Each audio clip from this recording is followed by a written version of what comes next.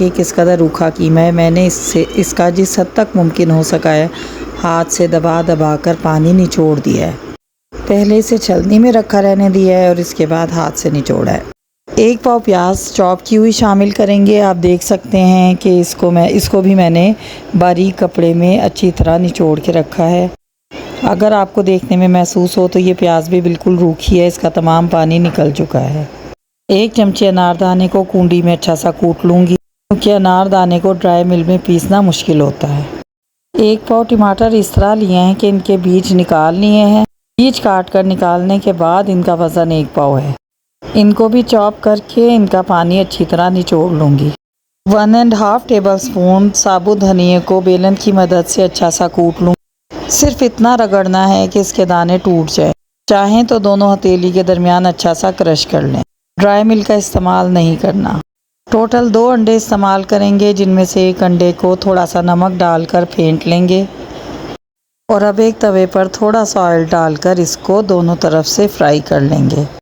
जब ये दोनों तरफ से फ्राई हो जाएगा तो इसे उतार लेंगे। उसके बाद छोटे छोटे टुकड़े कर कीमे में शामिल कर लेंगे, जिस तरह हम फ्राइड राइस में इस्तेमाल करते हैं। टमाटर हमने बारीक चॉप कर लिए हैं, उनका पानी भी निचोड़ दिया अच्छी तरह, तो बस उन्हें हम कीमे में शामिल करेंगे।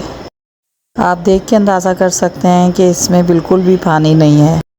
फिर से बताती हूँ, 1 पाव कीमा है, 1 पाव प्याज बारीक चॉप की हुई जिसका पानी निकाल दिया है, 1 पाव टमाटर हैं बीज निकाल कर और इनका भी पानी निकाल दिया, निचोड़ दिया अच्छी तरह।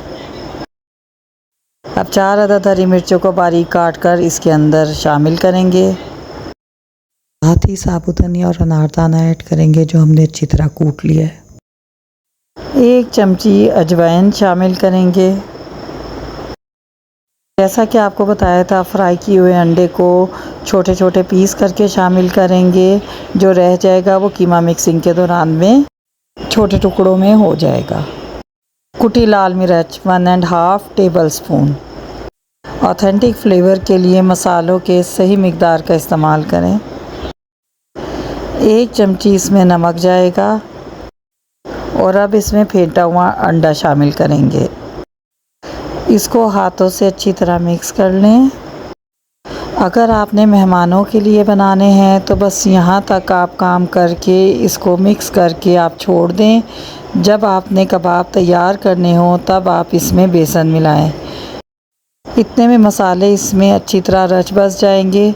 जब आप बेसन मिलाने लगे तो उससे पहले अगर इसमें कोई पानी अलग हो गया है तो उस पानी को निचोड़ दें, क्योंकि हमने बहुत एहतियात से प्याज और टमाटर डाले हैं, फिर भी ये चीज़ें पानी छोड़ती हैं।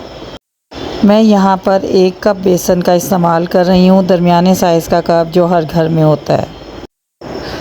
बेसन ऐड करने के बाद भी तकरीबन 5 मिनट तक इनको अच्छी तरह मसलें, ताकि ये इवन सा मिक्सचर तैयार हो जाए। हाथों से अच्छा सा मसलने की वजह से ये बाइंड हो जाएगा, कबाब टूटेंगे नहीं। आधा कप हरा धनिया मैंने काट के रखा था, जो मिक्स करना भूल गई, तो यहाँ पे इसको इस वक्त ऐड कर लूँगी। टमाटर के स्लाइसेस मैंने बारीक काट के रखे हुए हैं। 1 मुट्ठी मैं इसमें से कीमा लूँगी। दरमियाने साइज़ के कबाब का कीमा ले रही हूँ जो हथेली पे अच्छी तरह फैल सके। चपली का कबाब कभी भी शामी कबाब की तरह छोटे साइज़ के नहीं होते, लेकिन ज़ाहिर है हम अपने हाथों पर बहुत बड़े बड़े साइज़ के तो नहीं बना सकते, तो बस दरमियाना साइज़ रखेंगे। पहले इसको हाथों में निचोड़ कर देखेंगे, इसमें अगर कोई पानी है तो निकालेंगे, फिर दोनों हाथों की मदद से इसको चपटा कर लेंगे। परफेक्ट गोल नहीं होता, इरेगुलर शेप भी चलेगी। दरमियान में टमाटर का स्लाइस लगा देंगे। तवा पहले से गरम है, इस पर थोड़ा सा ऑयल डाल दिया है। लो मीडियम फ्लेम रखेंगे और ऑयल गरम होने पर इस कबाब को इस ऑयल के अंदर स्लिप कर देंगे। इसी तरह एक और कबाब तैयार करेंगे। पहले थोड़ा सा पानी निचोड़ेंगे अगर इसके अंदर है, इसके बाद हाथ पे फैलाकर टमाटर का स्लाइस लगा देंगे, दबाकर चपटा कर लेंगे। तवे पर जितना पॉसिबल हो हम ये चपली कबाब फ्राई कर सकते हैं एक साथ। ये टूट और बिखर नहीं रहे, आप देख सकती हैं कि आराम से पलटे जा रहे हैं। मेरा तवा पराठे का है तो ये दरमियान में से डीप है, जिसकी वजह से ये इक्वली नहीं सेक रहा। अगर आप फ्लैट तवे या फ्राई पैन का इस्तेमाल करेंगी तो उसमें ये सब साइडों से इवनली फ्राई होगा। एक बनाने में अगर आपको लगे कि ये टूट रहे हैं तो मज़ीद बेसन ऐड कर दें।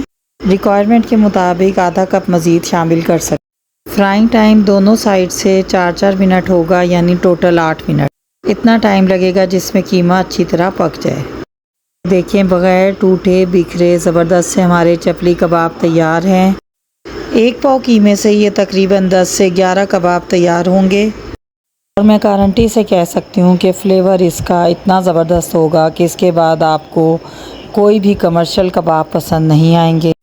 लाजवाब रेसिपी है, ज़रूर ट्राई कीजिएगा। पसंद आए तो चैनल को सब्सक्राइब कर दें, वीडियो को लाइक और शेयर करना मत भूलें। मिलेंगे